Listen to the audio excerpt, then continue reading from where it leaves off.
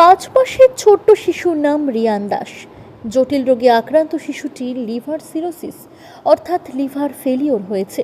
তার জন্য liver transplant করতে হবে। তার জন্য লাগবে 30 লক্ষ টাকা। ওই ছোট্ট শিশুর মা বাবার এত টাকার জোগাড় করার সামর্থ্য নেই। এত টাকা কোথায় পাবে তা নিয়ে চিন্তায় দিন কাটাচ্ছেন বাবা চিরঞ্জিত দাস ও মা মন্দিরা দাস। দুর্গাপুর বিধাননগর নিবেদিতা পার্কের বাসিন্দা। শিশুর মা মন্দিরা দাস জানান, যত দিন যাচ্ছে আমার ছেলের শরীর খারাপ হচ্ছে। চেন্নাই গিয়েও টাকার অভাবে অস্ত্রোপচার করতে পারিনি। সবাই যদি সাহায্য করে তাহলে হয়তো ছেলেটাকে বাঁচাতে পারবো। এই পরিস্থিতিতে সন্তানকে সত্যি বাঁচানো যাবে কিনা জানা নেই তার মা বাবার। সহৃদয় মানুষদের সাহায্যের অপেক্ষায় রয়েছে পরিবারটি। সেটা আমার ছেলে ওর বয়স মাত্র 5 মাস।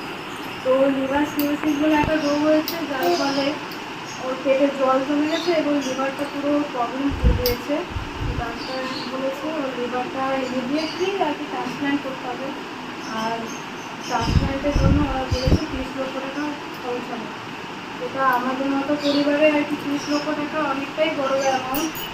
কিন্তু মানে আপনারা যদি একটু সবাই কিছু হলেও আর কি সাহায্য করেন তাহলে আর কি আমার ছেলেটা আর কি ঠিক হয়ে যেতে পারে। আচ্ছা, এখনো পর্যন্ত কোনো সাহায্য পেয়েছেন?